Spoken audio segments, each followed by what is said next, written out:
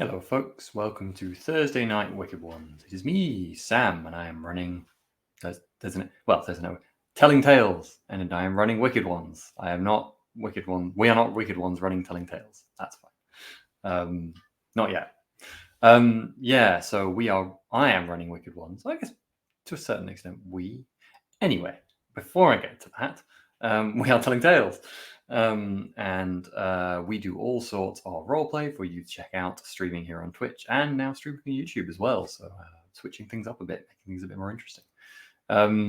Yeah, so we stream roleplay multiple nights a week. We do some one-shots as well. We stream on Mondays. I should stop twisting side to side. People find that annoying. We stream on Mondays doing Warhammer and we deal in lead at the moment, which are kind of intermittent. So next Monday is going to be Warhammer, which is run by me. We'll deal in lead. Jack is running. Wednesdays is back to our very long running arc of Simbaroom. Can't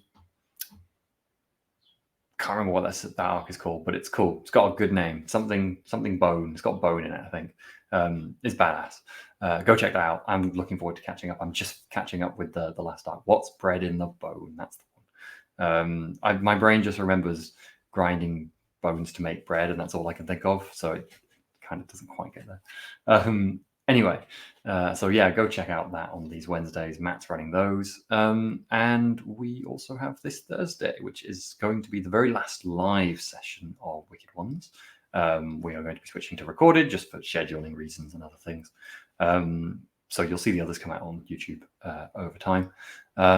But I think there's something coming up, and I don't know if it's been announced, so I'm going to wait in chat for a split second to see if I'm just going to spoiler things and announce it. We also do one-shots periodically, I think once a month-ish, so check out Saturday, Sundays. And yes, the Yellow King is going to be starting, I believe it is next Thursday. It might be the Thursday after. I think it's next Thursday it's going to be starting. So Matt's running that, and I'm very excited to see him do some Call of Cthulhu on the channel, because we have not... I don't think Matt's run any Call of Cthulhu on the channel, which is surprising because he's done quite a lot offline. And they're good. Some of my favorites, in fact. Anyway, I'm rambling in this intro. Check links below for all of our medias and other things. We have a lovely Discord and a Patreon, thanks to our patrons. And yeah, check out all of our old videos on YouTube. So without further ado, let's get to some Wicked Ones. What is Wicked Ones? The characters are all playing evil monsters in a trying to create a dungeon in a world of not necessarily good people, but people who aren't necessarily all evil. And they are making a right mess of said world and trying to steal and raid and pillage and do all sorts of awful things, and hoping not to get destroyed in the process, as they almost did last session. But first, before I get into that, let's bring on everyone into chat. Oh, is it not? I didn't know that. Explain. A Yellow King is... The Yellow King is a system... the system is called Yellow King. It's based on Gumshoe, I believe, but it is published as the Yellow King. I had no idea. Every time Yellow King had been mentioned, I'd just been like, the campaign in Call of Cthulhu was... It's a fair assumption, but it's going to be a little bit more... Yes, it's going to be a little bit more weird and slightly esoteric, I think. I see.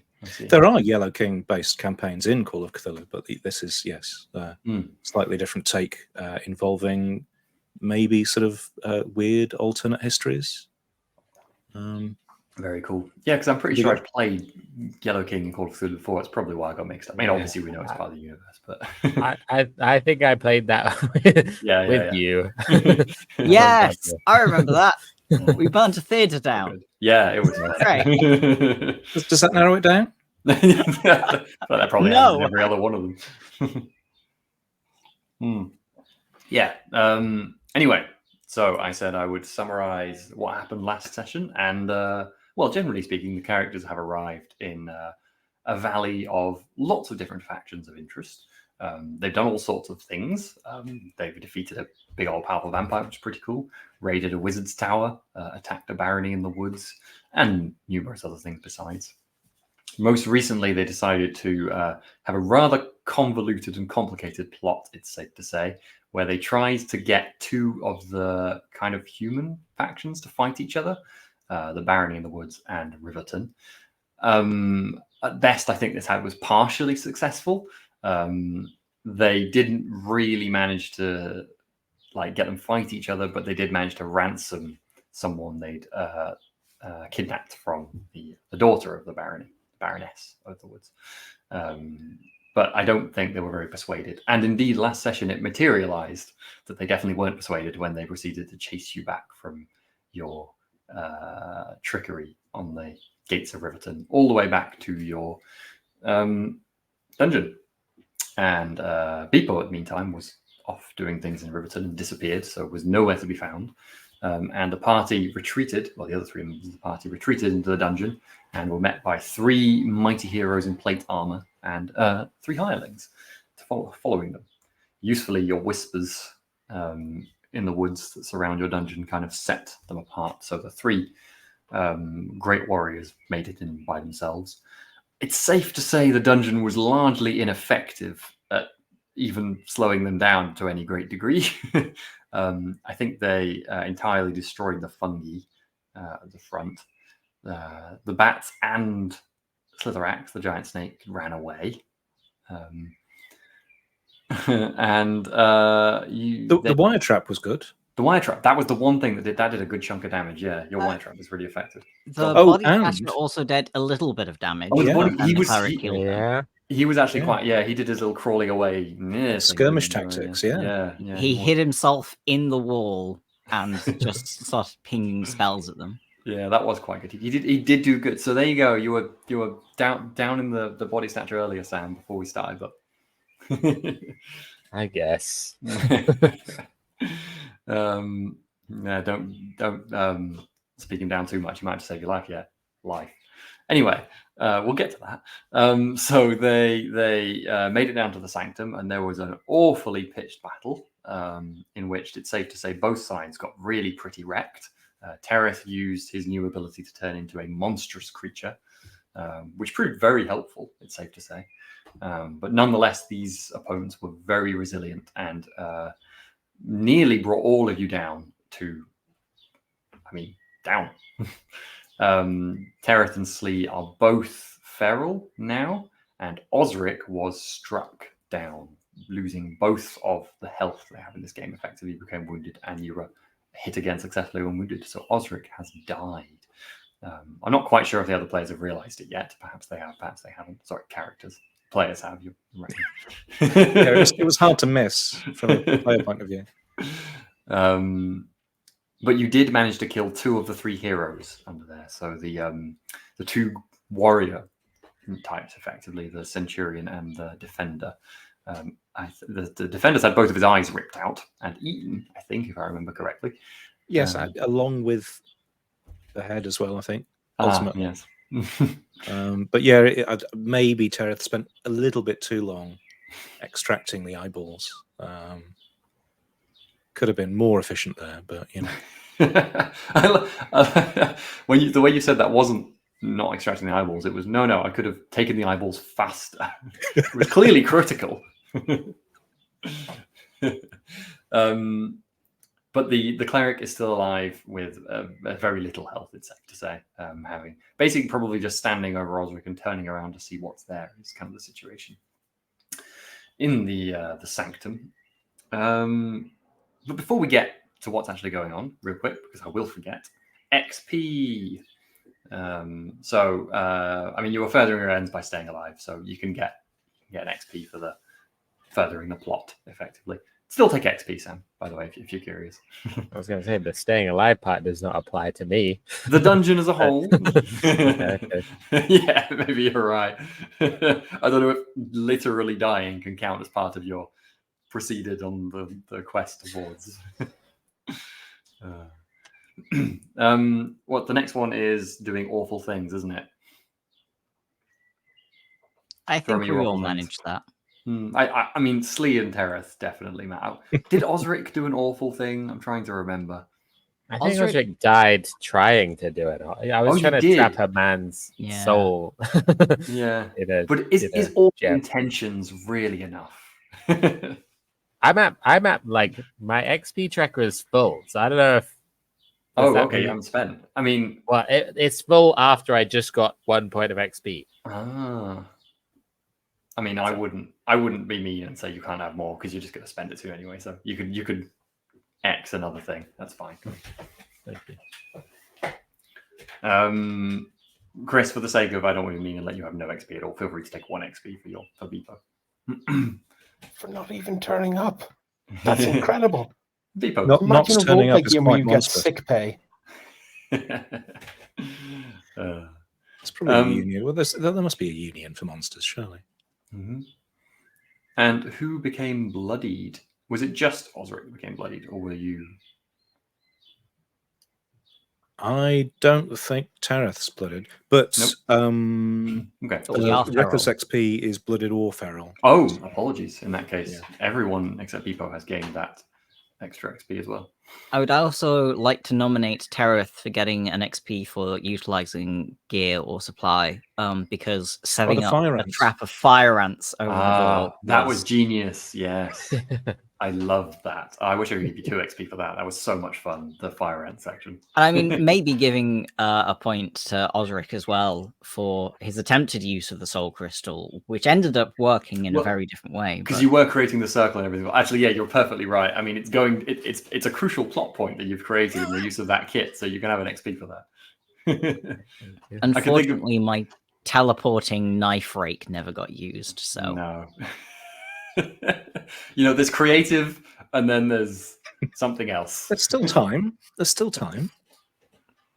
I love that you're just hoping these heroes are Sideshow Bob. Oh gosh. Cool. I think that's all the XP. Other than your practice, which you're recording yourselves. Excellent. Okay, so as mentioned, we have Slee, Tereth, and Osric's corpse in the sanctum, but we're going to start just outside of the dungeon. Beepo, you're kind of just arriving through the bushes, and you see smoke billowing from the dungeon, and you see 3 fairly scrawny-looking individuals outside the dungeon. One of them holding a sword, just wearing some, a cape, really, is kind of leaning his head round, looking rather nervous, and you hear him yell, "Master, we're here. Do you need aid?" Down into the dungeon. I'm going to put my cloak on. Mm-hmm. That sounds good. Are you just watching for now, or are you moving with intent? Moving with stabby intent. Okay, cool. Well, if you move slowly, they're going to start walking into the dungeon first of all. There's 3 of them. There's one with a sword at the front, one with a kind of staff in the middle, looks like an older man, and at the back, a woman with a bow. Quite a young woman.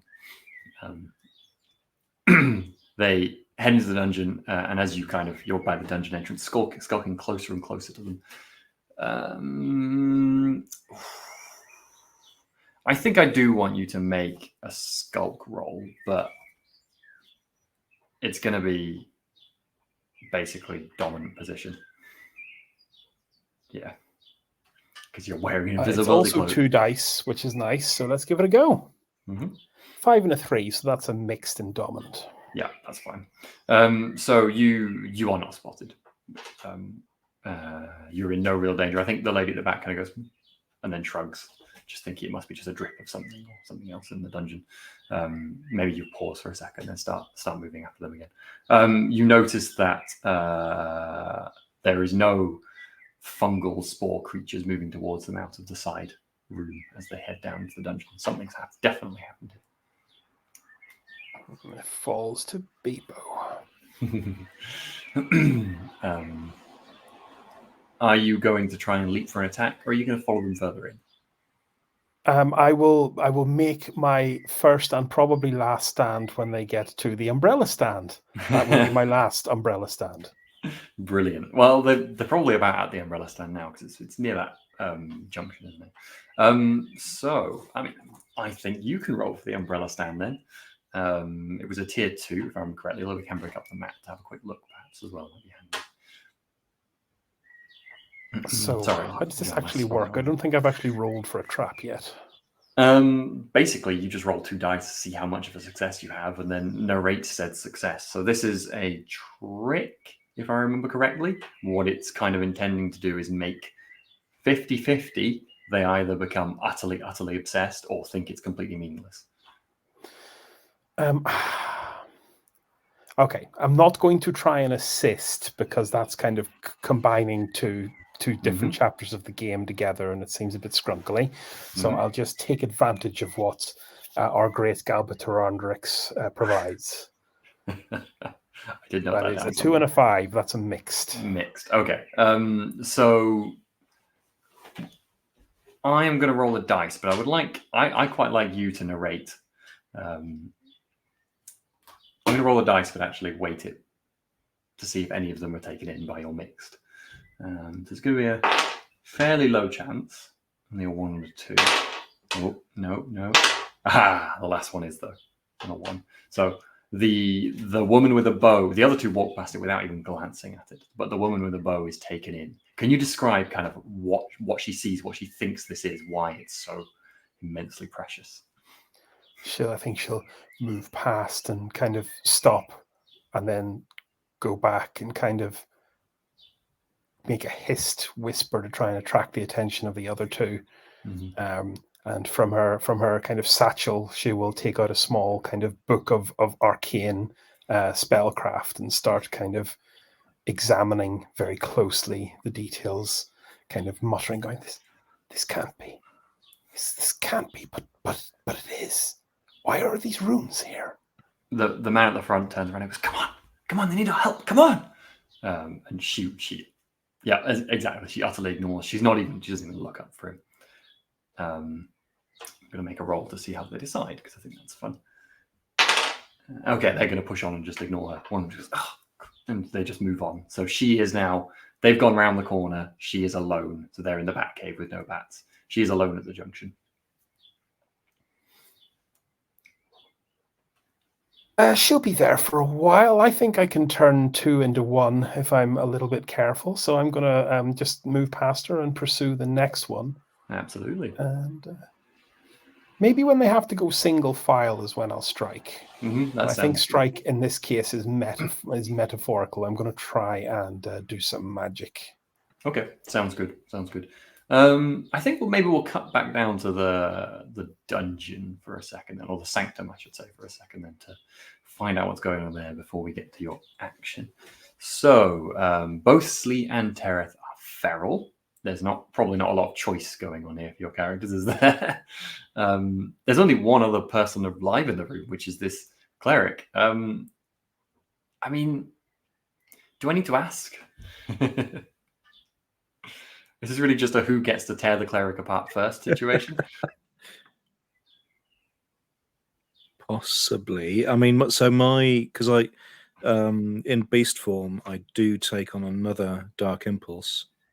Oh yeah. Which I think I've forgotten what it was now. Was it cruel? I suspect it's cruel. Right, yeah. Hence me taking ages over the eyeballs. Yes. Yeah, so I suppose, like, having finished with the other one and turning around to see Osric on the ground and remaining cleric, I guess there'll be a glance to Slee to see whether they're in a position to strike. But if not, I'll just sort of swipe as hard as I can at this cleric and try and sort of bat them away from the exit towards the opposite wall. I think that makes sense. Slee, are you similarly pausing, or are you going straight in for murder? Slee is vengeful, and they made something of an oath to their centurion that he is just meat.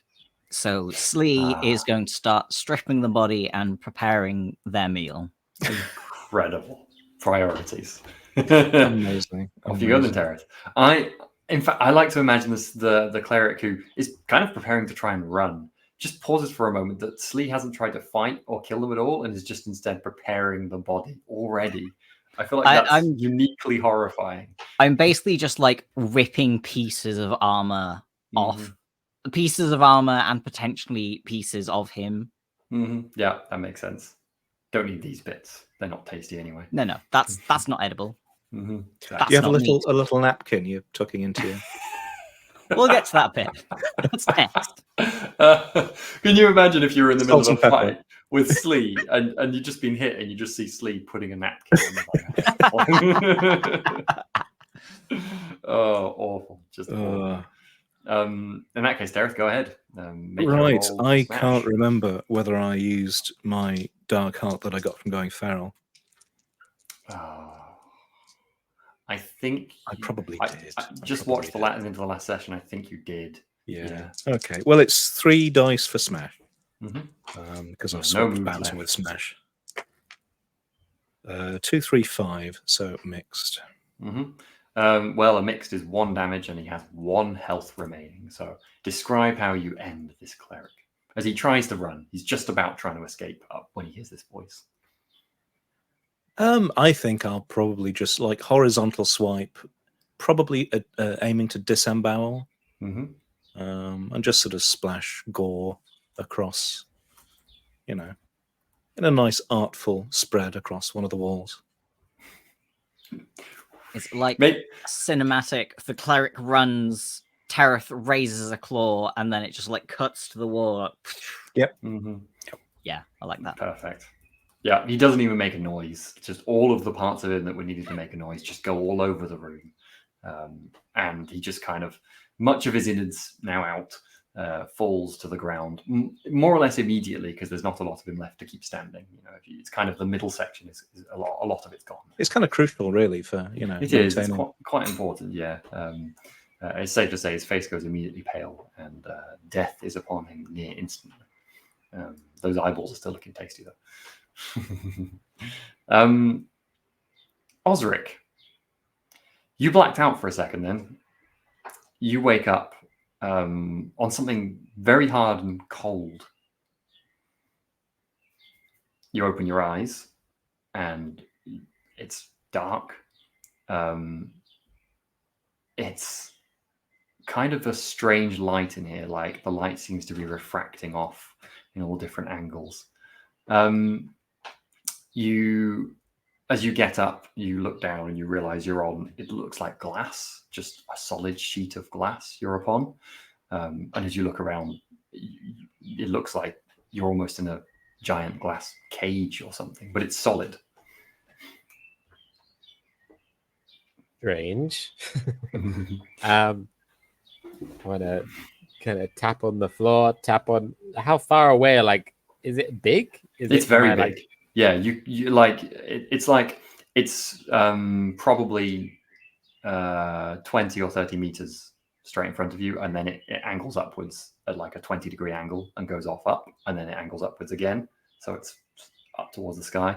So it's pretty big, but above you, you can see far above is still that glass ceiling. Okay, I'm gonna wonder, like, towards any edges I can see, towards like where it's changing direction. But I'll also call out to like, Slee, Tareth, are you there? Is this some kind of illusion? Can you hear me? Your voice bounces back repeatedly when you yell. Make me a scan roll. Okay. I think I have 1 in scan. That's a 1. You have not detected anything. It's interesting though, when you reach the edge and you step up on it, it doesn't feel like you're walking upwards. Suddenly, gravity is still directly below you. Strange, very strange. You could make me an invoke roll, I think, at this point, thinking there's definitely something very magical going on here. Okay. Whether it's an illusion, as you say. I have a better chance at that. I got 1 6. Okay, 1 6 is enough for you to detect the stench of death, and it takes you a moment before you realize that's you. You are dead.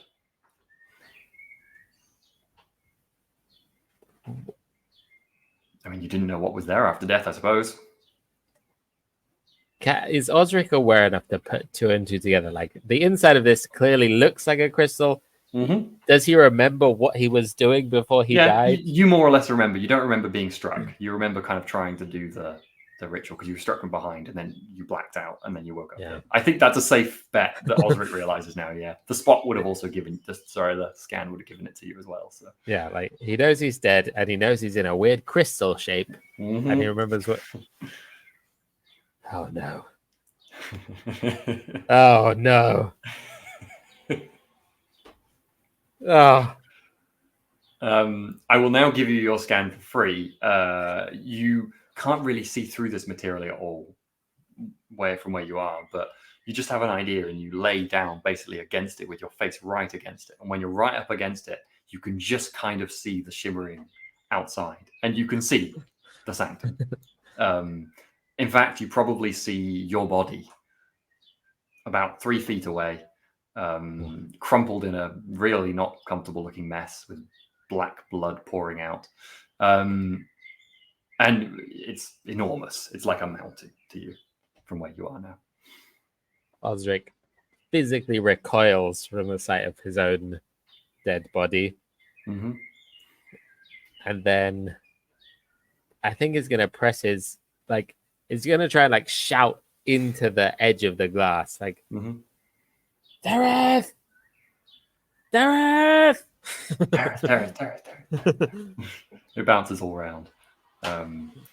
You looking at what you see and where you are and the scale of the world. Well, you've been forced into a very small space. However, you are here.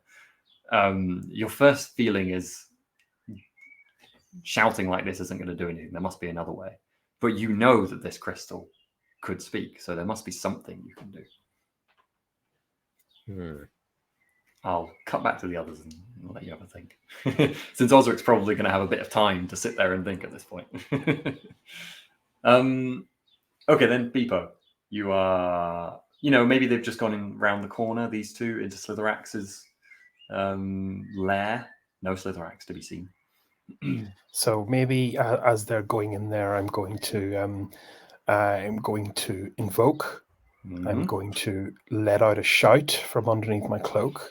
And my invocation will be that one of them hears a shout of aid in front of them, and the other one hears a shout for aid from the lady behind them. Ooh, I like it. Okay, that's definitely a easy evoke. So yeah, just the one success needed for that. Cool. That's 2 dice. Again, a mix, the 3 and a 5. Yep. So as you described, is what happens, but you lose control of it slightly. I think in this fairly magical setting you are here, and a few more voices appear from slightly random directions. And I think rather than immediately splitting them up, they both stand there confused. And well, they're not heroes, so they're not going to have any particular dice rolls to do about this. But they're just going to pause and look at each other and go, which way do we go? And there's a moment of them searching around and just kind of looking here for a while.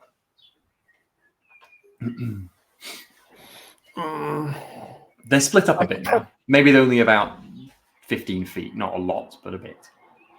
I should probably just stop playing with my food, shouldn't I? I've just remembered, Osric, you can play the body snatcher, who is also up here. He's probably in the library at this point, kind of peering down towards the sanctum, like listening to what was going on.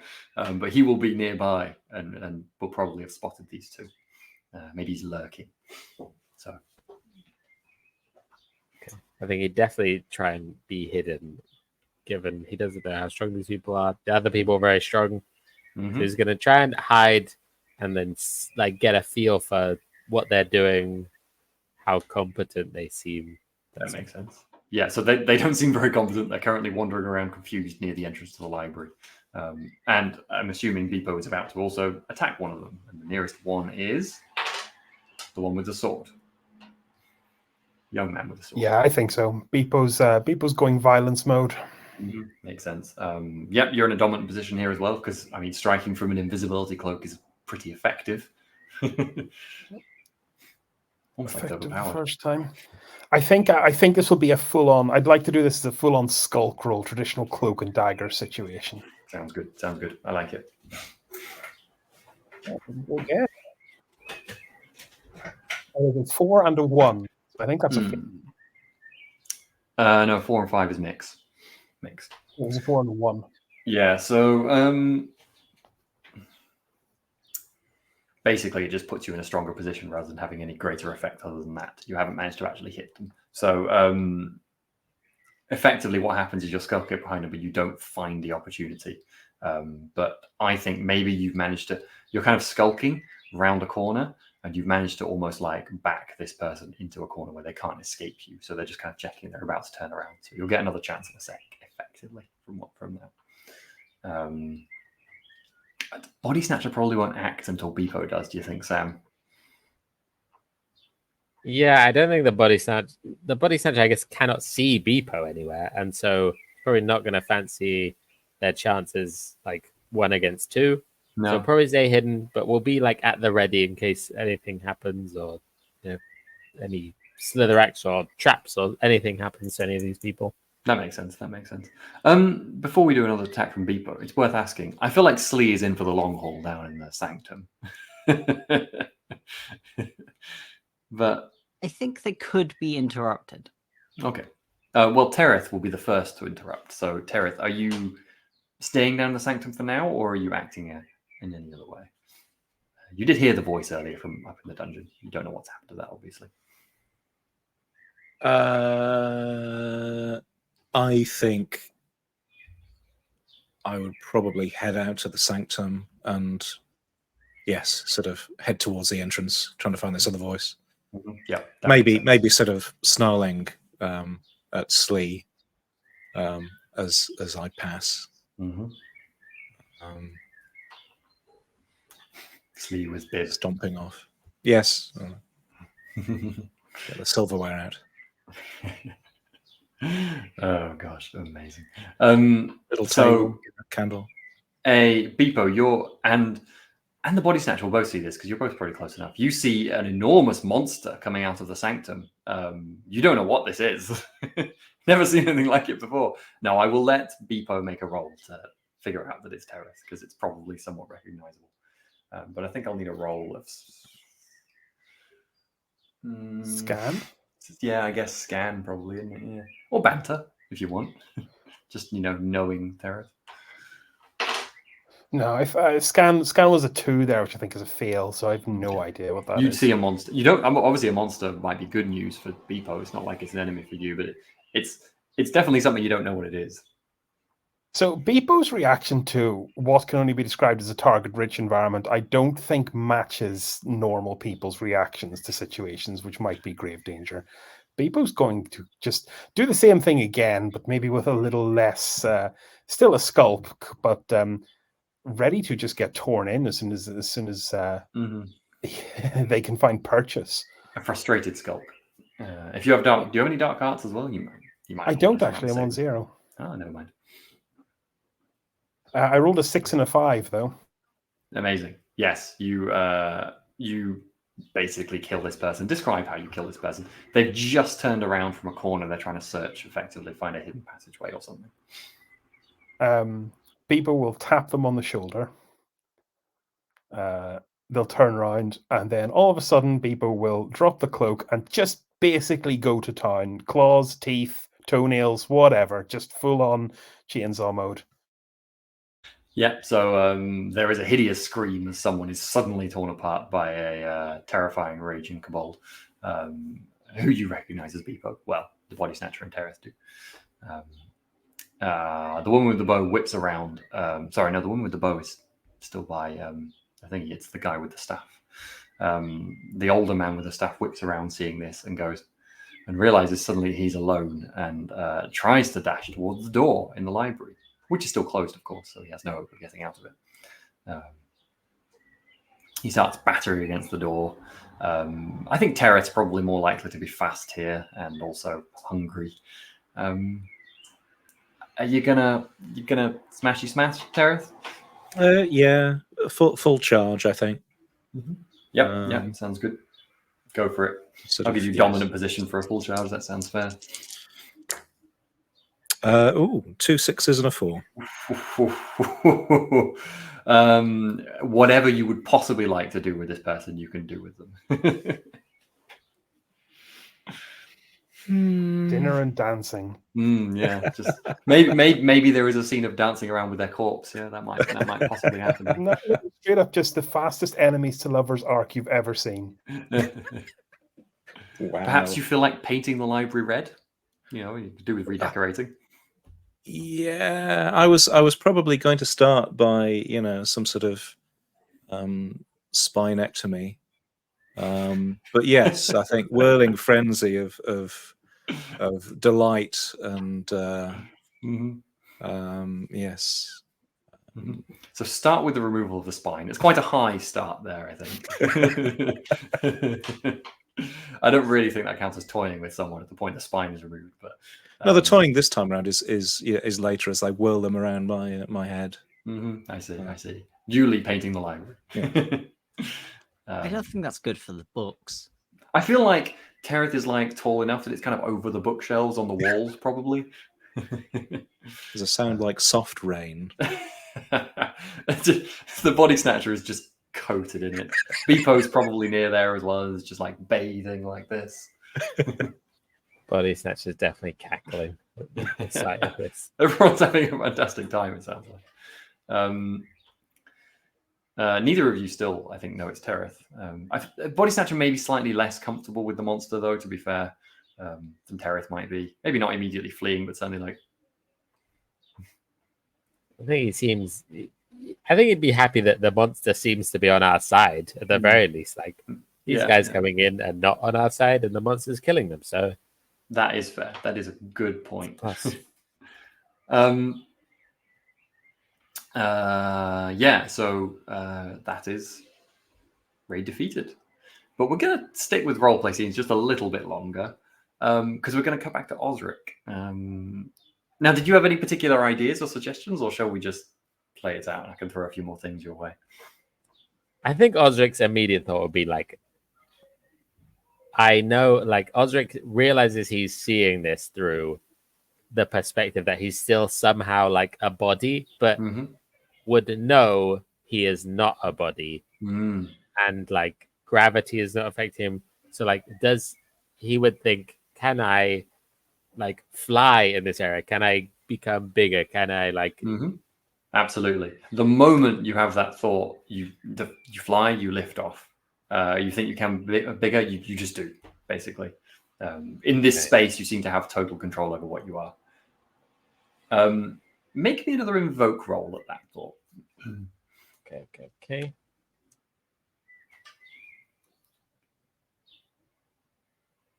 I rolled literally 3 6s. You've Nice. got it sussed. What you need to do is let go of this, what you are, because this is all just imagination now. You've lost your body, but that doesn't mean you've lost yourself. If you can let go of your physical form, which you're going to see that because you rolled 3 6s, you will effectively gain power over the object you're inside. I just want to kind of get in Osric's head. What do you think Osric does with this? Quite an unsettling thing to hear, right?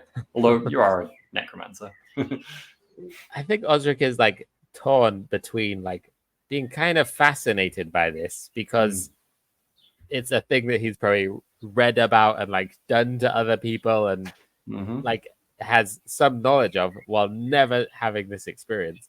But at the same time, it's absolutely horrified that it's happened to him, and he's now doesn't have any certainty over but maybe I'll just be buried in the dirt and live inside a crystal for a millennia before anyone finds me.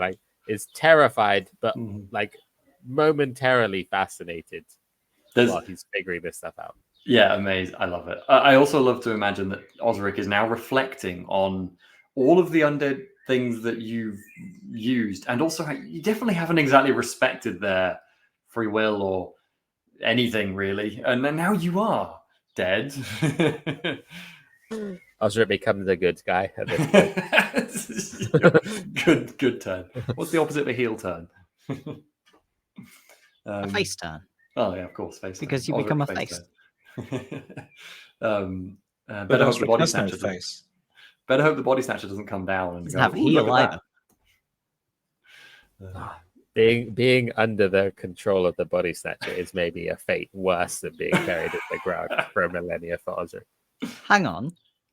If he's in a crystal, then he has like several faces. True. In my head, it's an 8-faced crystal. So there you go. You just need to find a sword to put him in. That would actually be really cool. That's true. Well, I haven't in my head got a direction this is necessarily going to go, so we'll see. I've just got some kind of things that might happen. Osric, you with your 666 can do that. It takes a moment while you're reflecting and probably while you're just like, ugh.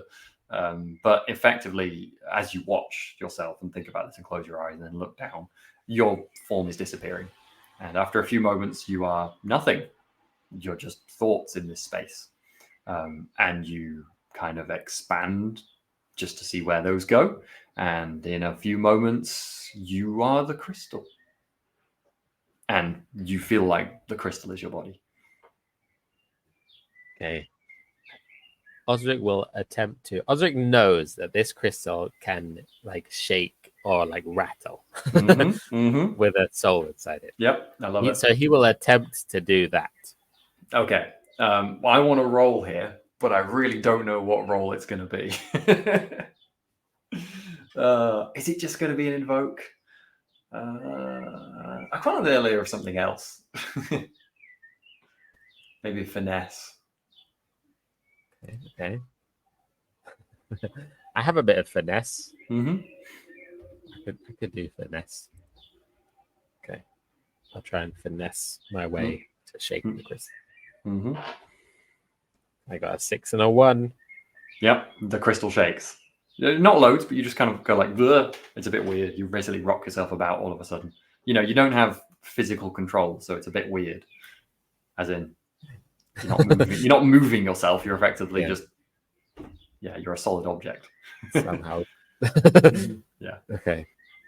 Osric will be very pleased by this. Also, if I'd have rolled like this last session, I'd be I know. 100%. Slee, you're going to have to make me a scan roll because you're still in the room.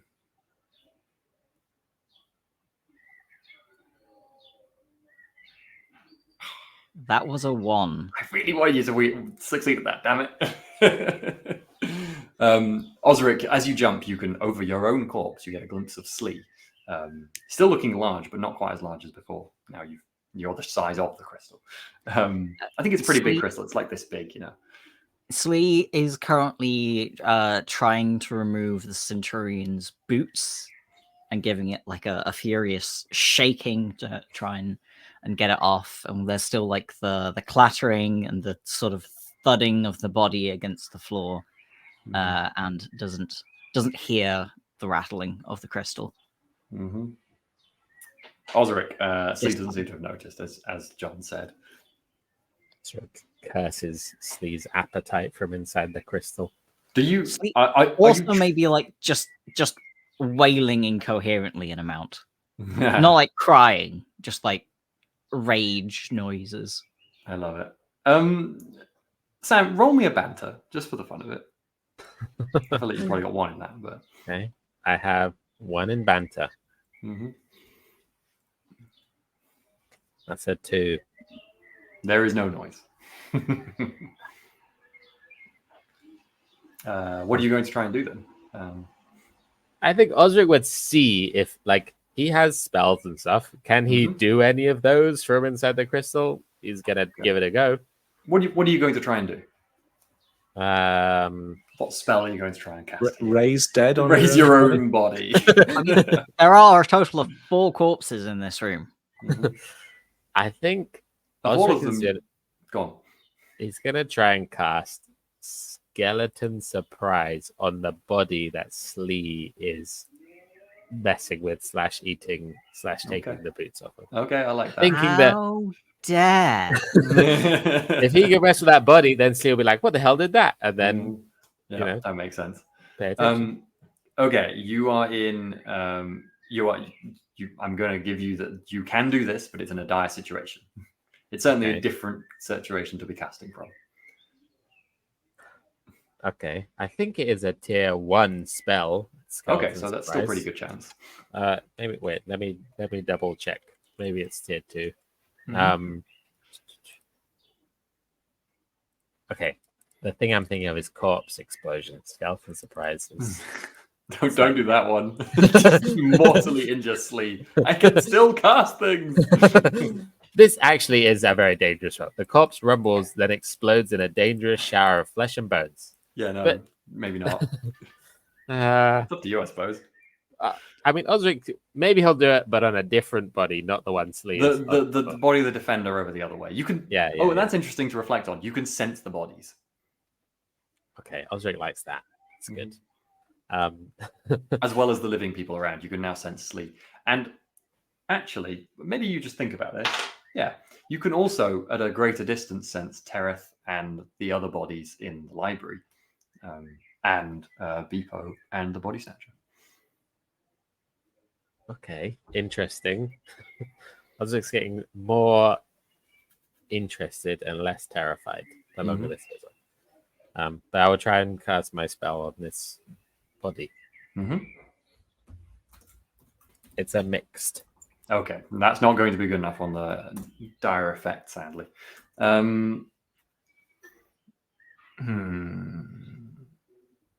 Basically, that's going to be a no success, unfortunately.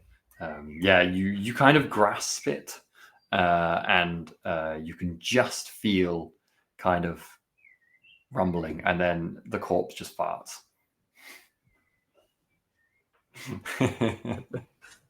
I don't think Slee will think that's suspicious. But you notice it, Slee.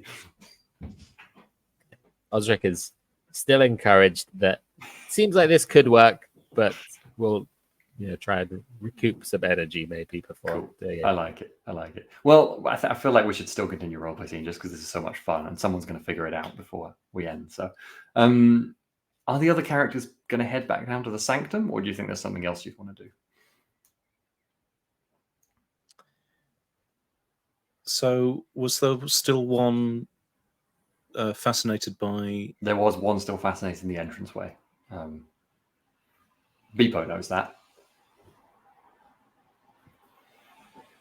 Beepo is going to take that one prisoner. Yeah, sounds good.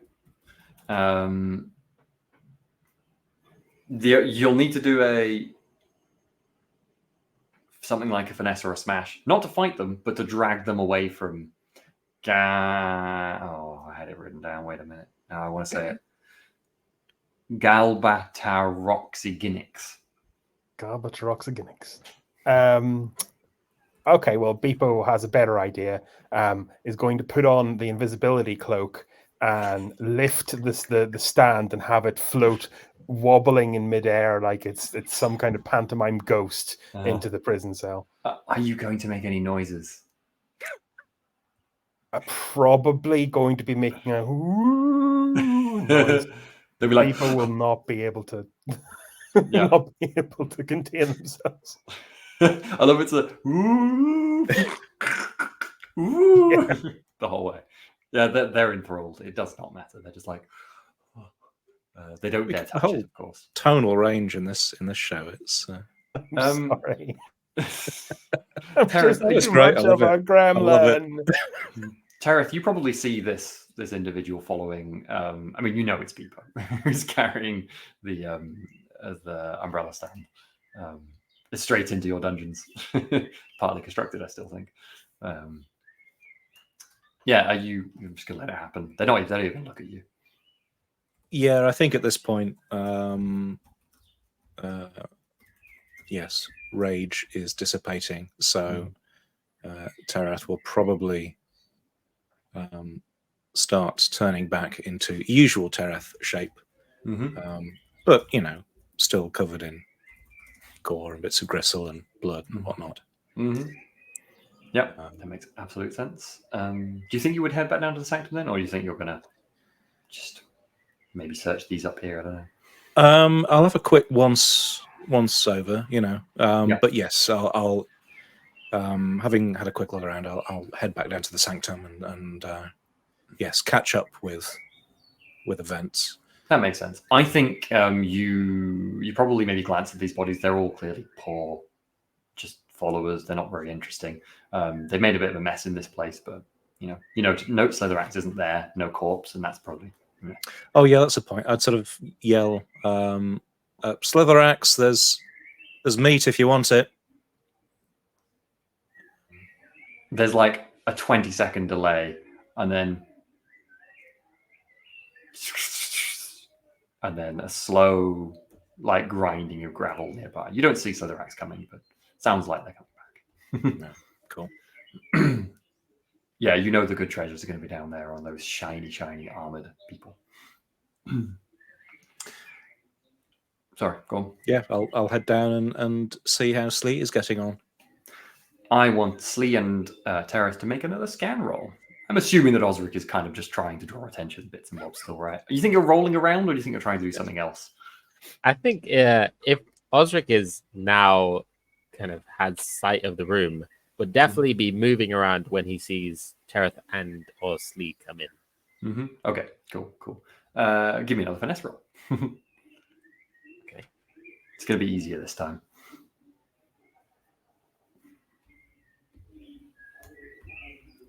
That is a 6. Excellent. You can move how you choose for up to 2 seconds. Okay, Osric is gonna like roll towards the feet of Tereth and Slee. Sounds good. Both of you. What did you roll on your scans? Sorry, I did ask you for scans. I rolled a 2.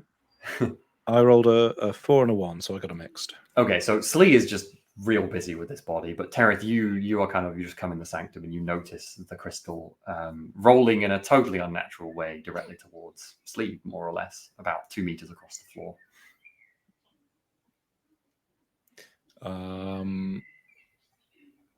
I will reach down and pick it up. Mm-hmm.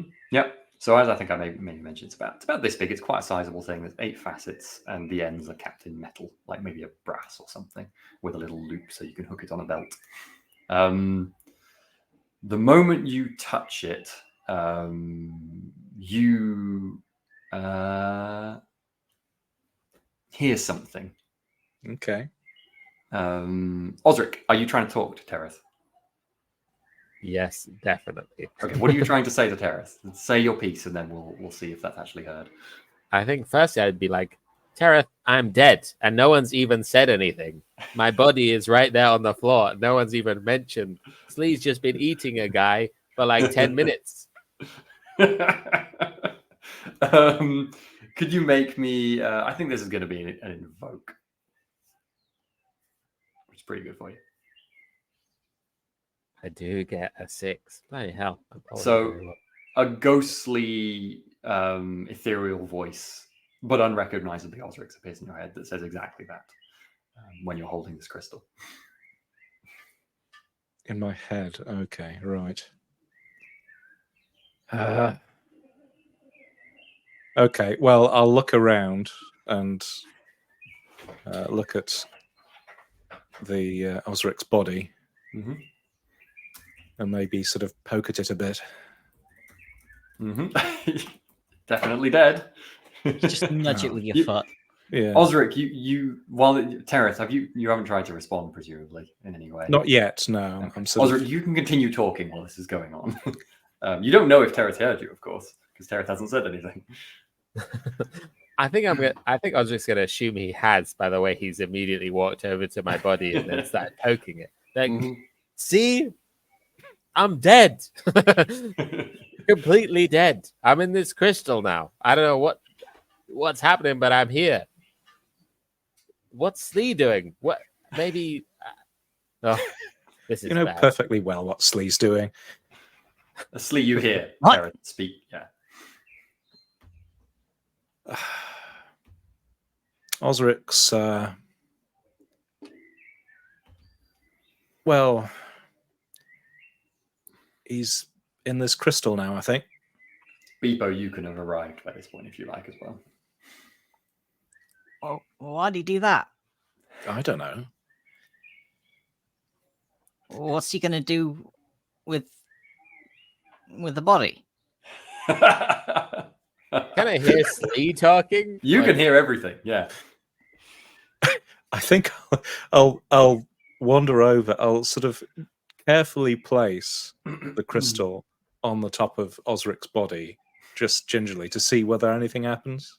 You feel the bottom of the crystal get all wet and slimy and ew.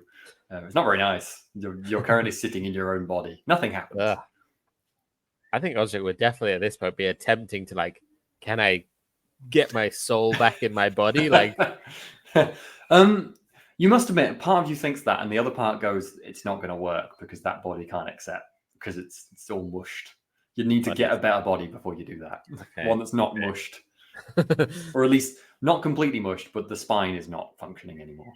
Yeah, you know from necromantic then rituals, I just die again. Exactly. You know from necromantic rituals, you resurrect things that have died from like illness or died from like probably not old age because they're too old, but things that don't have functional issues with body. You know, sliced in half would be useless as an extreme example.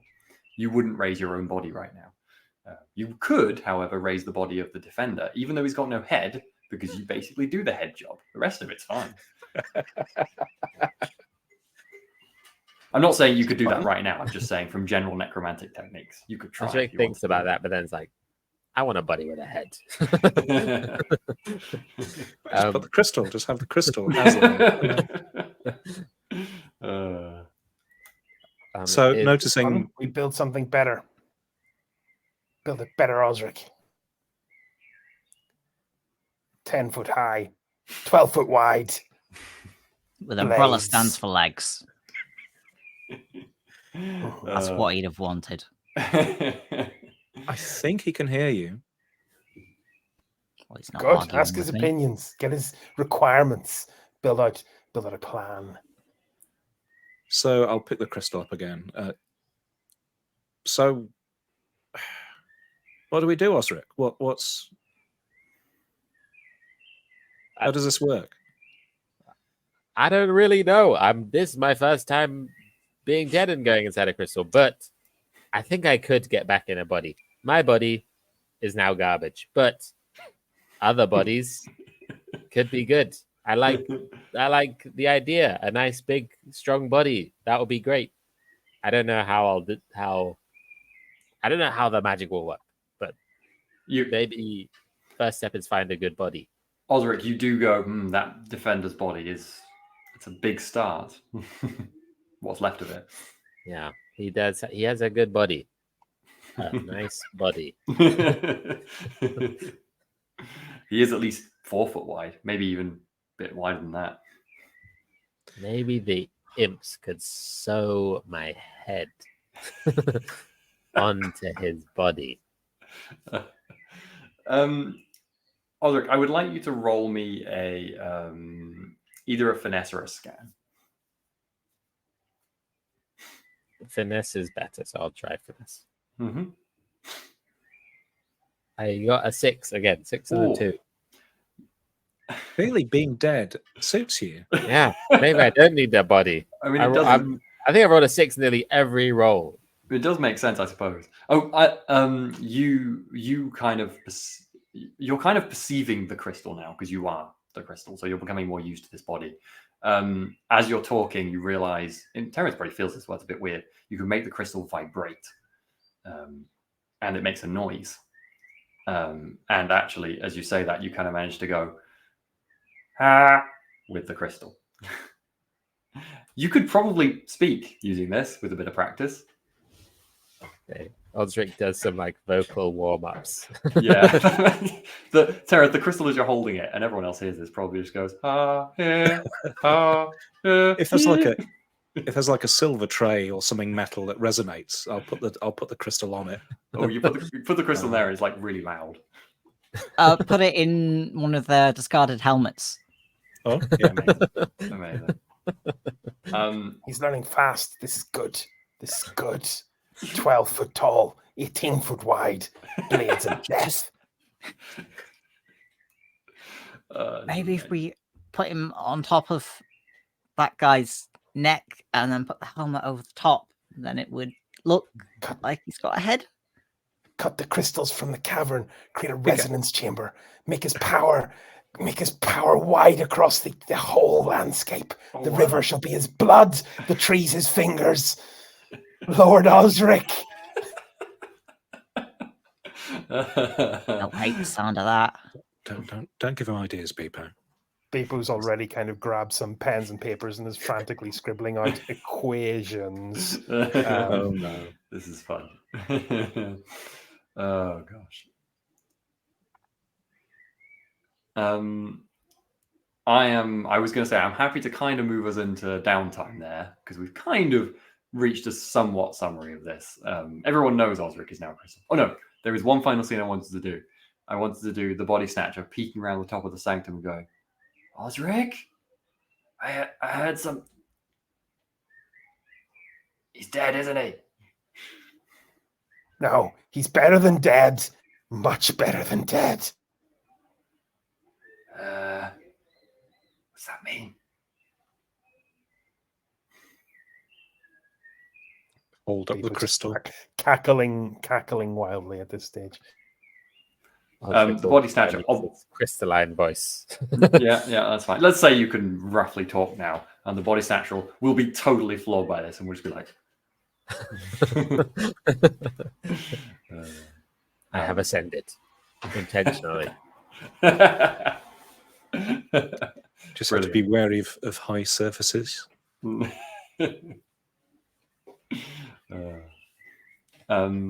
Cool. Okay, we will end there. I just wanted that little bit of the body snatcher catching. Brilliant.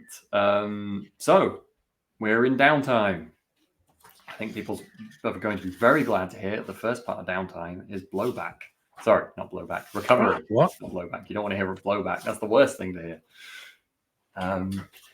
Recovery. At the beginning of each lurking phase, the following happens. All stress clears. That will include Osric, but obviously the other thing won't. Shock clears if you had any. All bloodied conditions clear.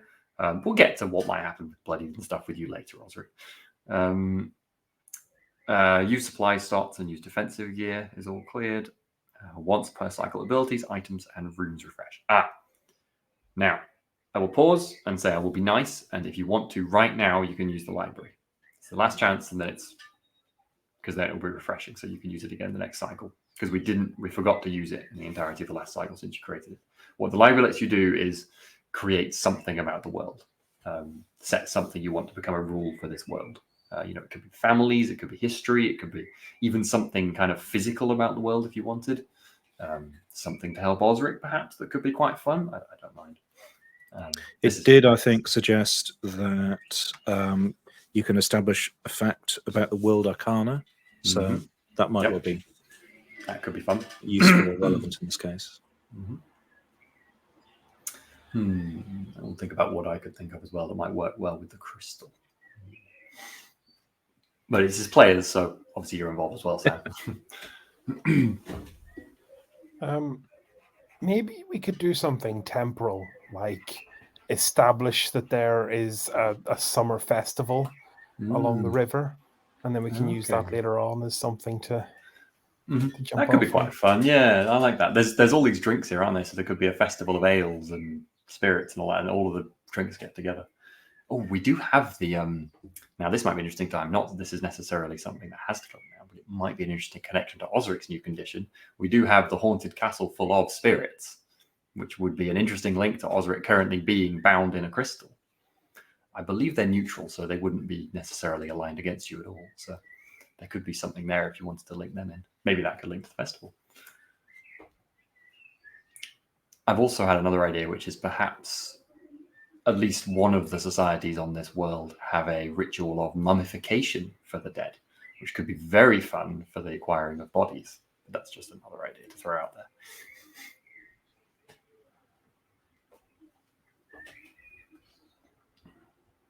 Or maybe just something very vague and general, like there's no specific impediment to us going full Mary Shelley on Osric. I mean, that you don't need to do that. There was no impediment to you going full Mary Shelley on Osric. That's you think I would stop you? What about? So I did mention the cavern of crystals in passing. Do we want to maybe set something about? Are they valuable? Are they powerful? We haven't done anything with them, so I'm happy with that. You could kind of create something about what they do, what they mean. Perhaps they are connected to spirits of the dead. That could be quite cool. Or they're connected to something else. Maybe the spirits in the spirit place are all in like come from their own crystals that are under the ground here in this area generally, and like that's how they have a castle of spirits. Yeah, if the crystals are sort of like, I don't know,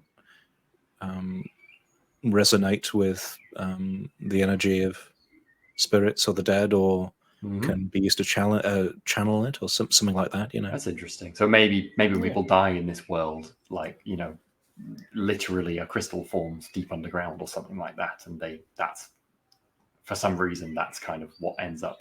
The afterlife is instead some sort of literal geological process. That's a cool concept, isn't it? Nice. That's kind of nice. Okay, that sounds like broad agreement. Anyone want to add to that before I kind of make a note of it?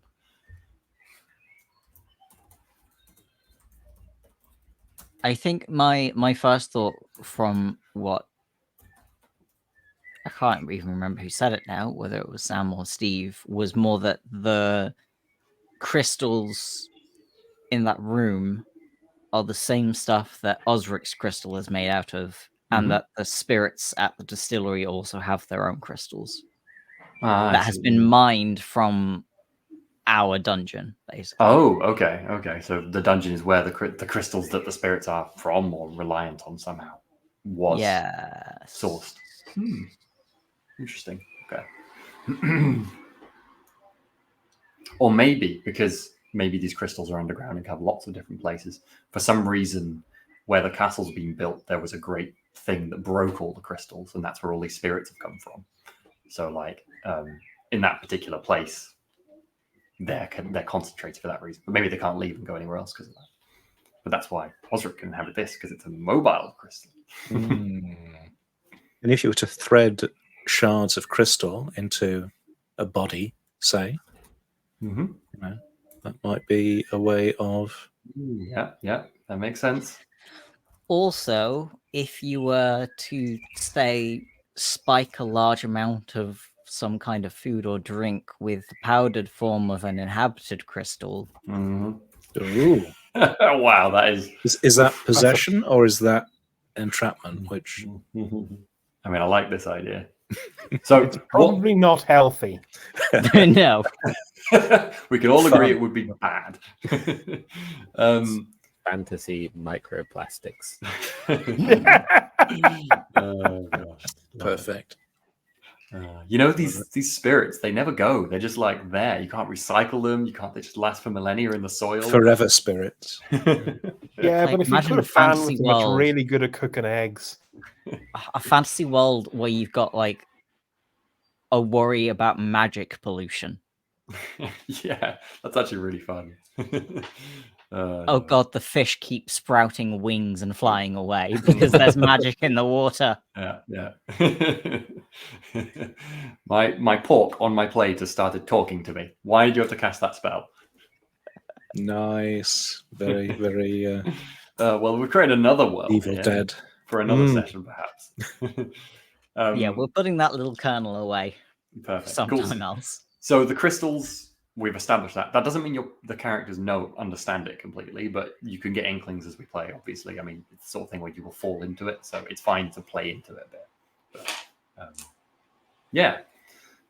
Cool. I like that a lot. I made a note. Let's go through our thing then. So the library is refreshed, so it can be used in the next cycle. So basically before the beginning of the next recovery phase. Loot rolls. Now, there's quite a few here. So you have... I should have actually said how much loot you got.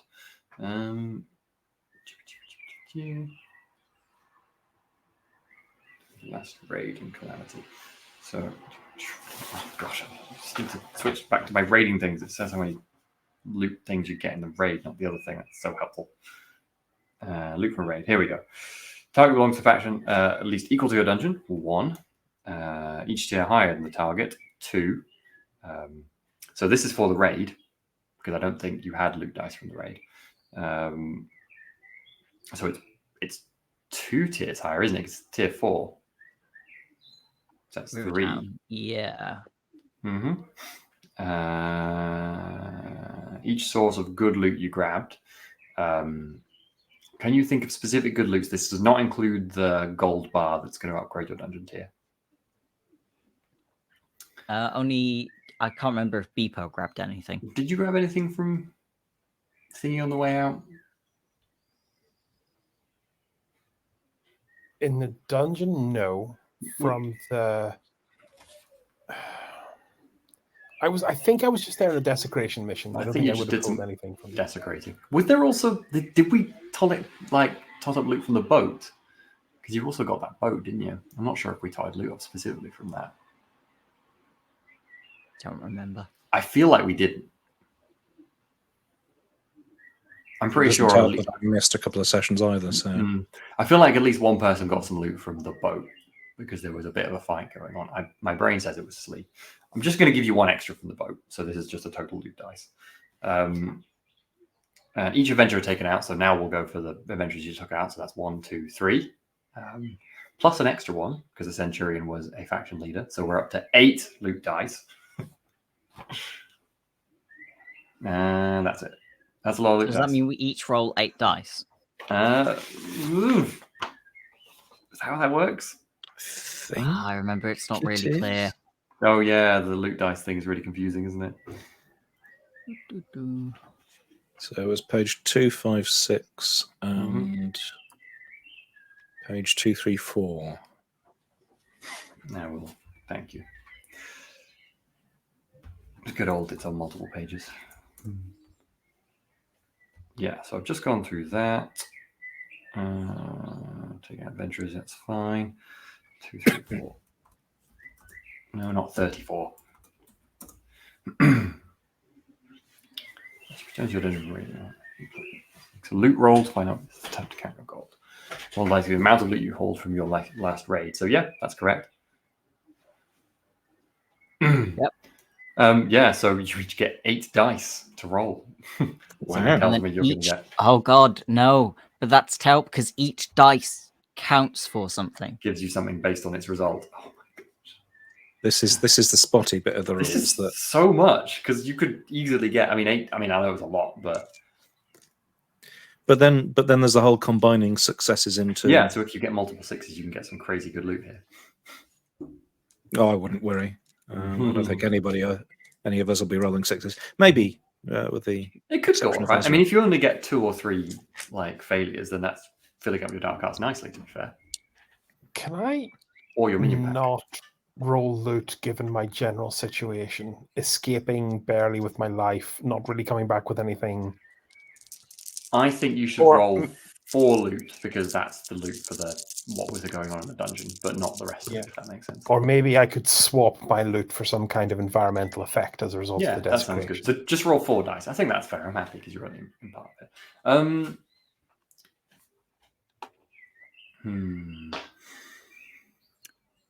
So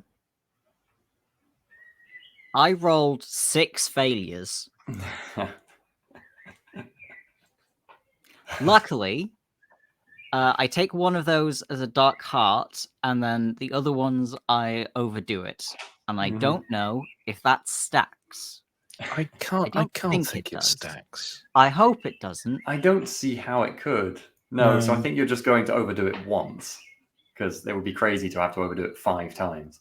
Osric, you can roll as well. This is effectively the body snatcher looting stuff around that's been left from other things, and the body snatcher is absolutely going to gather stuff for you. Now you have arisen to your ultimate form.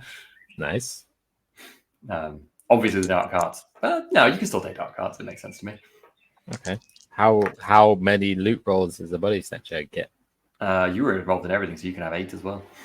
Okay, nice. Right. Okay. Well, I rolled a whole bucket of failures, so 4 fails altogether. So I'm going to be having 2 dark hearts and then a really fun time this time. You can morale your Kobold pack if they're out of morale as well with one of those. Yeah. I have to say, it kind of feels like getting a large amount of loot is actually a very bad thing. It's meant. I think the game deliberately does that. It's that thing where you're like, if you're wonderfully successful and have done loads of good stuff, your characters can't handle it, and it goes to their heads and drives them mad. I think that's kind We of. didn't do loads of good stuff. One of us died. But you have many riches from these very wealthy people that you've killed. I know, it's a bit weird, isn't it? So I rolled 2 6s, 1 4, 3 3s, and 2 1s. Okay. Well, you got 2 6s, so you can use that to get a cool thing. Cool. Mm-hmm. Lovely. And then fill up your stuff and overdo it. So the 4 is a mix, which is a gold, isn't it? Yeah. Okay. Okay. I don't have minion packs either. So, okay. So 2 of those 3s are going to be 2 dark hearts, which leaves me 3 failures. It's overdoing it. That's just an overdo it. Is the crystal going to overdo it, Sam? The crystal definitely overdoes it. I rolled like 6 failures and 2 and a Oh my 4 and a God. 5, something like that. Okay, so the body snatcher gains 2 gold, and then what was Osric's? I know we're going to go through them all, but what was Osric's revelry? His revelry is a cult. Okay, Osric. By this point, you've learned to like speak as the crystal, and the body snatcher is basically just carrying you around as you speak. You're like utterly obsessing and forcing him to like read out all the magical tomes, considering you kind of genuinely believe you've ascended. So Yeah, makes sense. Cool. Revelry, here we go. They all do bad stuff, don't they? So occult. Let's see. I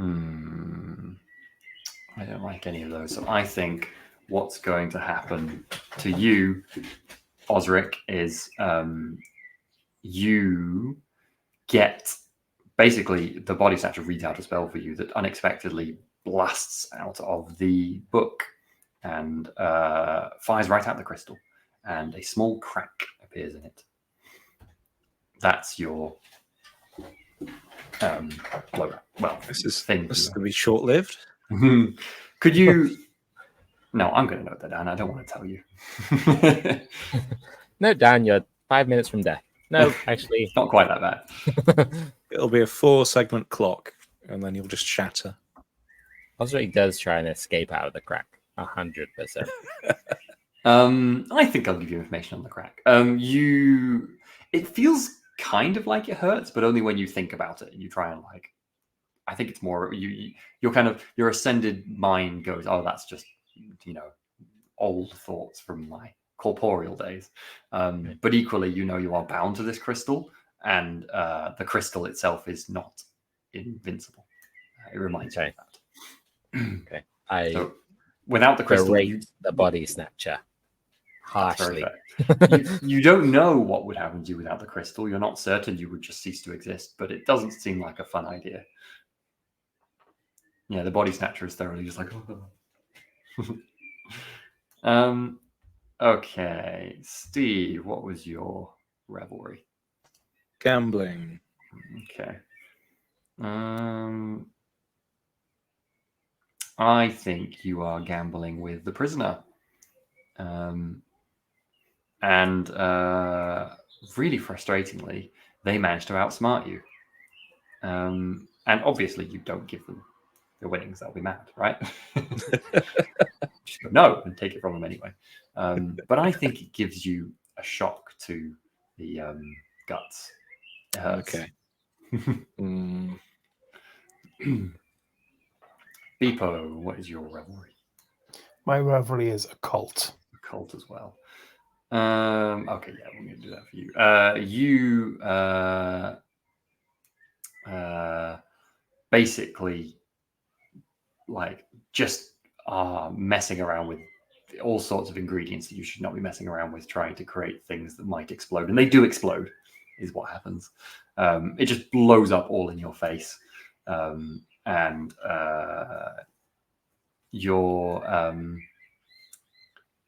your minion pack is there. Your kobolds are there, and they're going to take an injury because they have a wound, don't they, as well, like a hurt and they're dead thing. Cool. This is all your, by the way, just letting off steam from the horribleness of what happened. I think this makes sense. Yeah. Slee, what's your? Is this craving? Mine is craving, and I do have a suggestion. Go for it. Well, the Centurion is, I think, quite a bit bigger, like physically bigger than a lot of the other humans that Slee has eaten on stream recently. So I think once everyone stops talking about how the completely unimportant thing about Osric being dead and in the crystal, and just stops trying to have a conversation with Slee, and they can finally unhinge their jaw and just sort of I think the act of digestion basically puts Slee into a food coma, and I miss my downtime action. Because that is one of the missing the downtime action is one of the suggestions. Yeah, that's absolutely fair. Absolutely fair. Wow. Cool. Yeah, Slee in food coma. That sounds good. Here we go. Reading and blowback. Here we go. Now we're done reading and blowback. Rolls, counting loot. Did anyone get 6s to get loot? In that? I got 2 6s. Ooh, you got 2 6s. Okay. Do you want to have a think and a look at the cool loot stuff now, or we could do it out of stream if you don't want to do it now? It's all good. I'll start looking, but I'm aware that. Yeah. Well, we'll see. I'll shout if I find anything. Sounds good. They are all just suggestions as well. So, if another idea strikes you of something that might have been dropped by these people, feel free to shout up. Dungeon tier increases. Yay! Now we go up to tier 2, aren't we? GM makes a discovery roll. Ooh, that's fun. Let me find the discovery roll. Of course, it doesn't say where the discovery section is in the book. I believe it is further down here.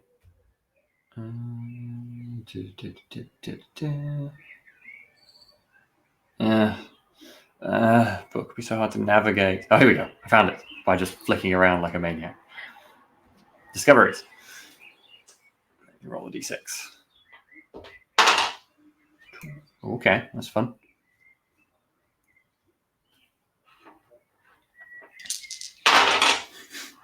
Oh, yeah, that's true. First of all, we decide if your discovery is a good thing or not a good thing.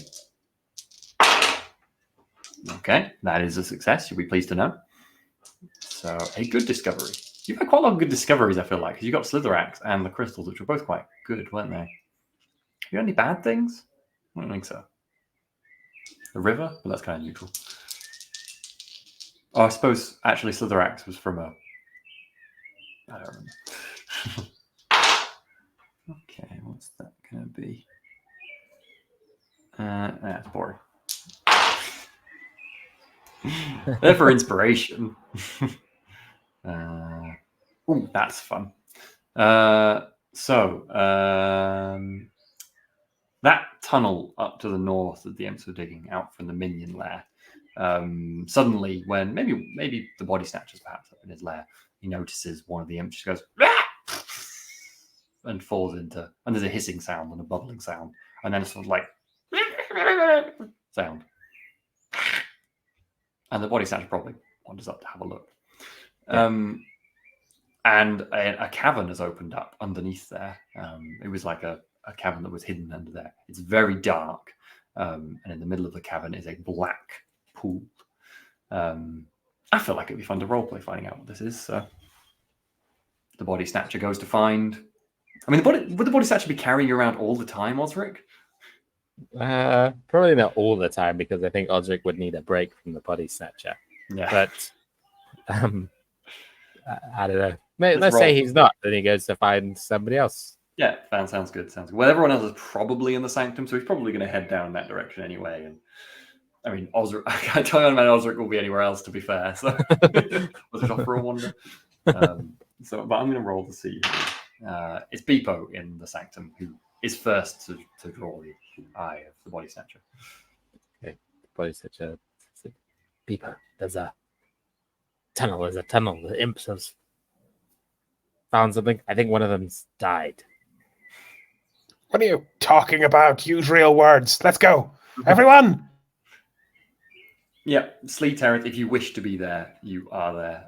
Osric, of course, you can't move, but you can speak from where you are now. I think Osric will tell the Body Snatcher, pick me up. I want to see this thing. The Body Snatcher, of course, has had special dispensation to come into the Sanctum only for the strict purpose of picking up Osric for no other reason. Right, nice. Like head cast down, you know. There's a sort of nauseating gurgling sound coming from that comes from Slee's sleeping area, and no further response. Amazing. Tereth will follow. Cool. So everyone except Slee will head up towards Minion Lair 1 at the top, and we'll quickly see there is a pit in the ground that leads to a large open underground chamber, which is actually stone lined, looks very old. And in the middle of the chamber, taking up most of the middle of this round chamber, is a big pool of completely black fluid. It almost looks like oil. There is no sign of the imp, but there is like a faint blue lights kind of flickering on top of the pool now and then as well. A place of some power, I think. You can feel the power, actually. That's safe to assume. You don't know what it is, though. Should we dip Osric in it?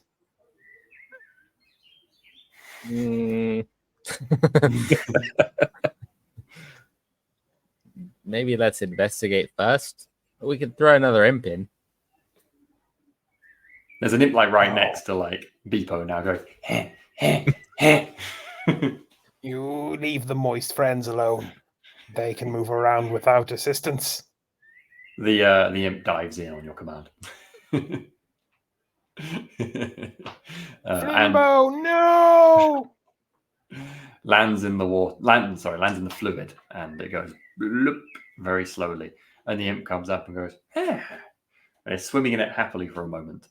And then the blue lights all go towards the imp, and it goes, here, here, here. And then they all kind of buzz around, and the imp just slowly disappears where the lights were going, eh. And that's it. The imp is gone. A hungry pond.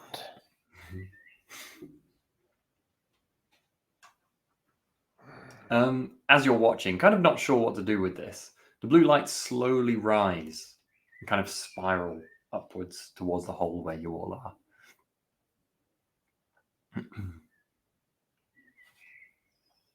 I'm assuming. Go on, sorry.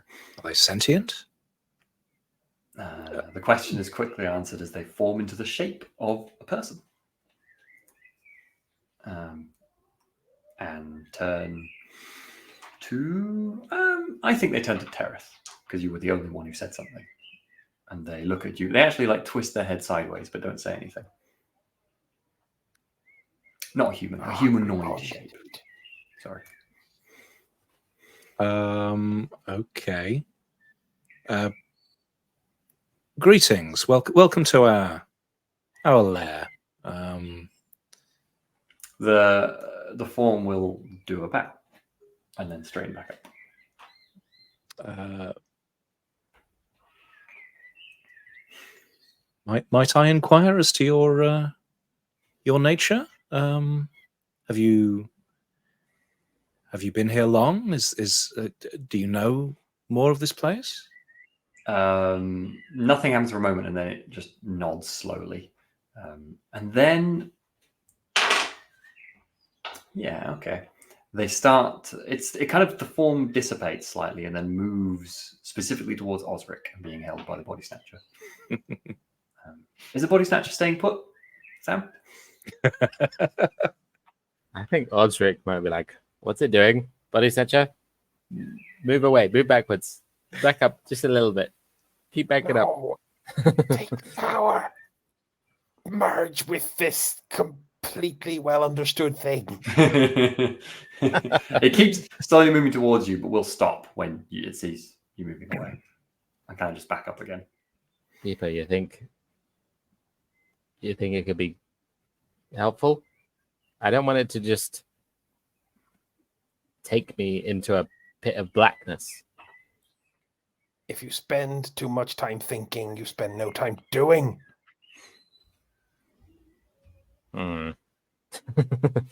Is it your wish that do you want to communicate with our colleague here? The one in the crystal, not the mere carrying aid. The body snatcher was going. The shape kind of doesn't move for a moment again, and then shakes its head, and then we'll start to move slowly towards Osric once again. Okay, I think Osric will now tell the body snatcher to let it come closer, see what it wants. Mm-hmm. It sort of just extends like a stream of this little blue light in a line towards you, and assuming you don't move away, the tip of it will touch the crystal right where the crack is, and the crack will immediately disappear.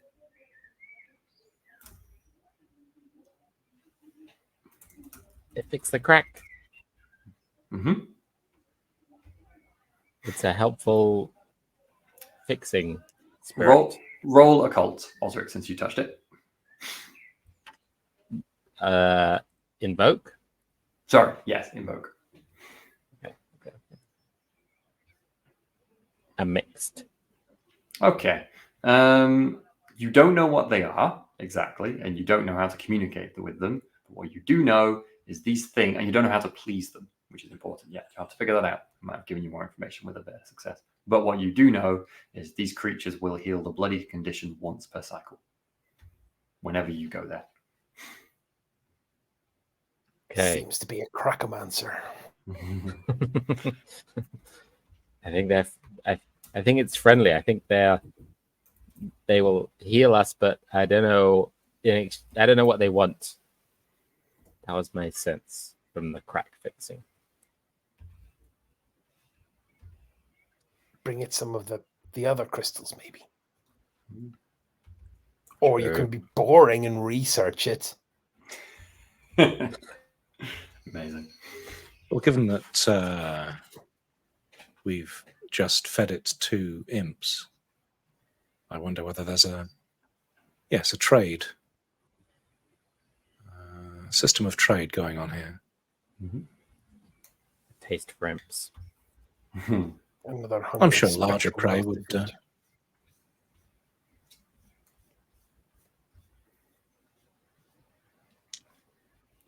Okay. Well, I feel like that's that encounter kind of partially resolved. But you have a chamber up there of, I mean, who knows? Might be useful as a trap as well, but definitely useful for healing. This is on we're a tier 2. You're a tier 2 dungeon now. Does that mean we have 2 levels? Is that how it works? What's that? Sorry. Are there now 2 physical? I can't remember because it's ages ago since we. It doesn't happen automatically, but it can happen if you wish. Right. Okay. So we could add a second level if we wanted to go back to the drawing board. And in that second level, kind of the gem chamber will go deeper. This would be below, and obviously I suppose the quadriceps and the river might be lower as well because we had stairs down to there, and the sanctum. I mean, clearly, what we need to do is set up some sort of water slide straight into the black pool. Well, it's just like classic Simpsons moment when they arrive at the dungeon. Ooh, super fun, happy slide. I just imagine a water slide to Blackpool being the worst thing. So. Okay. Add a creature lair of tier equal to the current dungeon tier. So tier 2 creature lair, and immediately fill it with a creature. And I'm trying to find where the creatures are in the thingy. Here we go. Creature creation.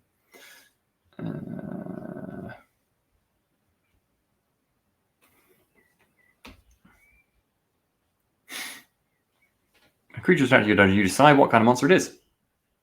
What do we want? This is the leveling up one, so you actually get to choose it rather than Slitherax.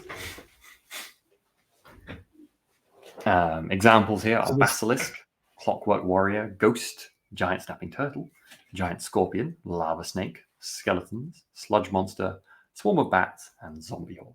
We can have anything we desire. Should we get some skeletons for Osric? I was thinking, as we've determined that the crystals have a ghostly nature, either ghosts or skeletons or zombies would be a good idea. Ghosts would be quite cool, wouldn't it? Like something kind of ethereal. Yeah, ghosts. Ghost sounds fun. Yeah, that sounds good. Cool. Yes. Okay. And they also will get 2 traits. Again, examples here: clever, corrupted, corrosive, diseased, incorporeal. That might be a given. Flaming, freezing, magical, oozing, sneaky, strong, swarming, terrifying, tireless, venomous. Should we just have incorporeal be a default for ghosts? Or is that boring? Seems reasonable, really. I mean, corporeal ghost is just kind of stupid. What would Yeah, a that's just a corporeal ghost body. be? Yeah. Or just a sheep. It's just humans. Corporeal ghosts. God, that's a bit deep. It's a bit deep for a Thursday evening, John. Oh gosh. Oh, but I have the name for my new prog rock band. Just FYI. You beat me to it. Great. Where do we want to put that You thing? can have it wherever you like. Maybe near the crystals, if that's the idea of the ghosts. Yeah, that Off sounds the good. crystal chamber? Yeah, that sounds good. Yeah. And maybe there could be what's alluring isn't quite the word I want, but alluring, I suppose, like ghosts that draw people towards them. They're just really pretty, okay? Yeah, exactly. Didn't mean to do that. Siren ghosts. Yeah, siren.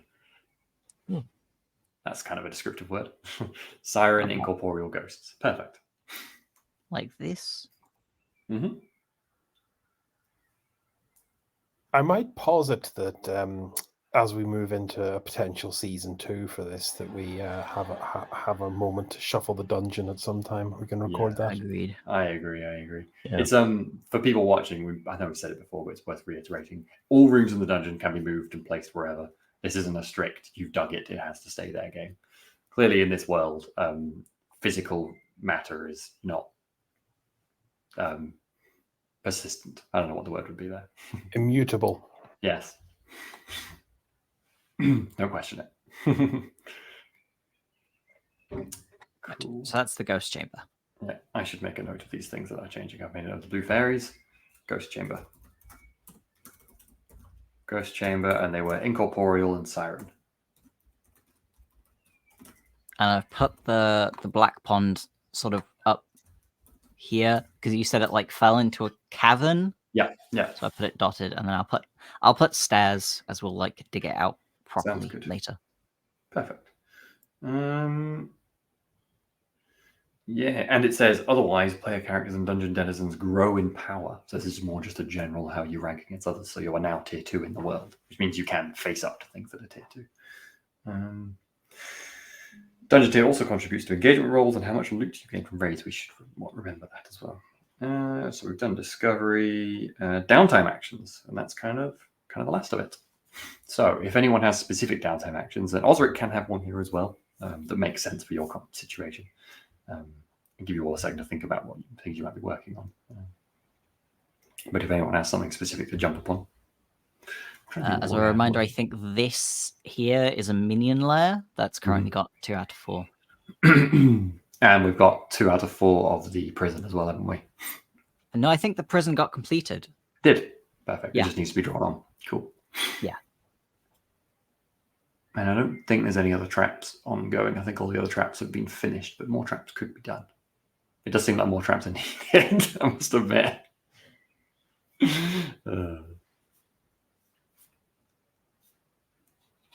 Yeah, once again, looking through the book like a menu for my downtime actions. But I think there's enough work that needs completed here, so I'm probably just going to contribute something to that. Yeah. Well, we're near finish time. If folks wanted to have a think about downtime actions a bit more, we can always run it next session because I know it's a bit of a sudden. That's possibly a good idea, actually. Yeah, especially we've done a few other bits this session and we're Yeah. not really in the headspace for that. So let's do that. That sounds sensible. But before I forget, we do a double XP because the previous XP was from last session. So I should remember to do XP. Let me note we are in downtime phase. Need to do actions. Cool. So XP, well, you leveled up the tier of the dungeon, so you can definitely all take you've moved towards your objective. What was next on the list? Would have been horrible things that you did. Sorry, you're muted, John. Jumped into someone else's dungeon scene. Oh, yes, thank you. That's I true. don't think we actually did. We don't really play that very much, do we? Because I play typical RP and I mean, we have scenes where everybody was present and doing things, but yeah, we don't run explicit scenes for individual people. No. Can we think of a particularly nice idea that someone threw in a dungeon scene? Might be another way of interpreting that, but it could be someone else too. I mean, I'm taking full responsibility for whatever the hell I can convince anyone to turn Osric into at the end of the day, because I think we've moved a little beyond just find a body that will serve and into what kind of behemoth can we create. That was fun. I really enjoyed your endlessly ramping up of what we're going to build as well. Go on then, take an XP for that. Fun stuff. I thought the whole Osric thing in the crystal was great as well. So I'd let Osric have honorary XP for just being stuck in a crystal. Yeah. Okay. I'm happy with that. You've been voted an XP for that, Sam.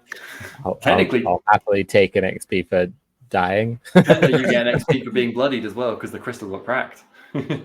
Oh, wow. Blooded, wow. I've been raking in the XP since I died. You could have died again. That would have been awkward. Could have. I mean, that time I probably would have actually ended Osric, so it's a good job you didn't.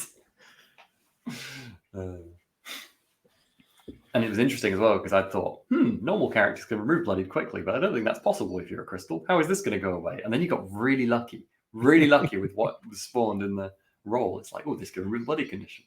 All part of the necromantic plan, Sam. Very Never in convenient. doubt. The next one is acted like a monster. Any acted like a monsters? I mean, just disemboweling people. Yeah, that was creating blood fountains. You out specifically said you wanted to remove the spine. That's definitely an XP for me right there. I think I feel like with his eating. Yeah, I really enjoyed that. Seconded. Just not even noticing this crystal trying to go. Come on. Oh. I think for me, because I see the eating of the centurion as a carrying on of my evil from last week, but I think the fact that someone goes, Osric's dead, and my first reaction was,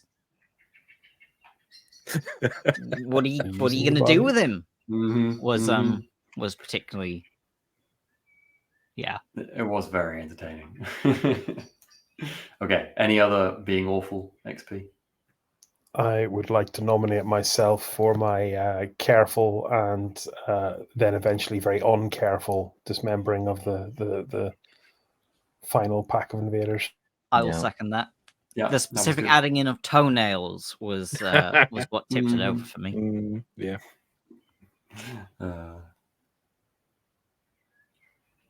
Cool. And then I think it was just practice XP. There's using your gear in. Yes, there's the gear as well. Thank you. But I don't think we had from me. gear in this one, did we? No. Cool. Okay. That was a really fun session. I enjoyed that. Oh, and so Sam gets another reckless for being blooded.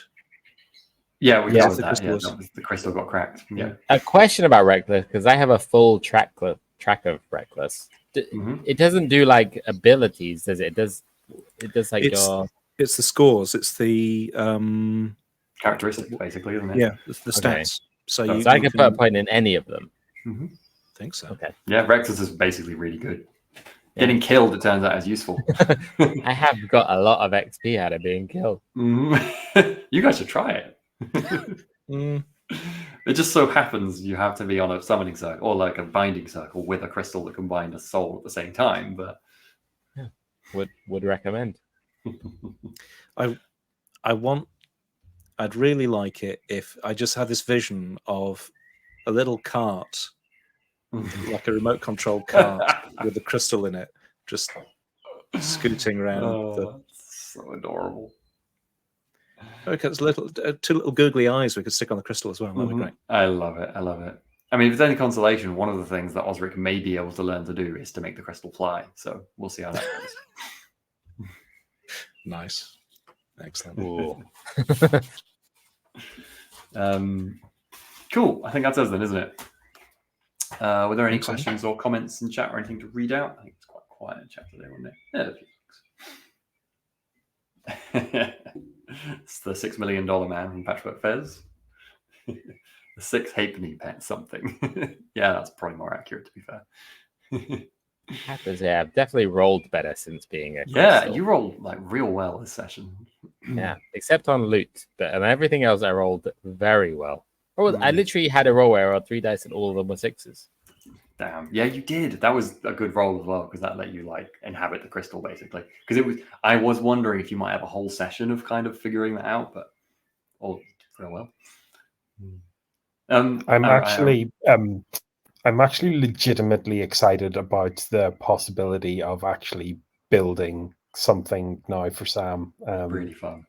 Like we like, have a mini, I we have a mini think- quest arc now for just building a body. Yeah, We I did think more than I that think you've gone from. I think you're in a position where you get to go from backline caster to something. quest. Maybe mainline battle tank. Let's find out together. Also, Beepo is so up for this. Well, I remember as well, Steve, you've got a nice bit of loot, haven't you? We should come to look at that. Yes, I need to. Yes. Yeah, you're all good. I've just noted it down so we don't forget. Good loot. We are good. Cool. Well, if that's all the chats and everything, we will be. Have one more follow from Frankie Doom. Thank you for catching that. Thank you, Frankie Doom. Thank you. And apologies for my crappy lighting situation tonight. All of my lights are dead. Just all of them. Full Cool. screen. I do actually have a battery-powered light up there, but it's not doing very much. Just need loads of candles. Yeah, exactly. Next time we'll just be surrounded with candles. Literally every light in the room has died. Wow. It is quite atmospheric. Yeah, thanks. I guess I could just have my phone light there as well. I thought that. But I kind of hoped it would be all right. It's not really doing a good job. Oh well, you can see me. You just need to sort of disappear backwards to the gloom. Yeah, exactly. And you can tell when I minimize the screen because it gets literally physically lighter on my face, which is embarrassing, isn't it? There we go, darker and lighter. Cool. So thank you very much for joining us, folks. This was the last live session we're going to be doing of Wicked Ones for now. Anyway, we're going to go to recorded just for scheduling reasons because summer and all sorts of other things. But there will be something else coming on Thursday soon, The Yellow King, run by Matt. The System, The Yellow King, run by Matt, which I think is coming next Thursday. So check that out. All the other stuff we do on Telling Tales, check out as well if you're interested. So it's going to be Warhammer next Monday night, same time. And Simbaroom will be back for the 3rd session, I think, next Wednesday. And yeah, I think the one-shot is actually confirmed, isn't it, as well, which is... June the 9th. Cloud yes, Empress. June the 9th. Cloud Empress. I was like Queen something. No, Empress something. Cloud Empress, yeah. So come check that out as well. Live streamed if you are interested. We usually do 3 p.m. for weekend live streams for one-shots. Yeah, thank you very much for joining us. All of our links are below if you're interested. And take care. See you later, folks.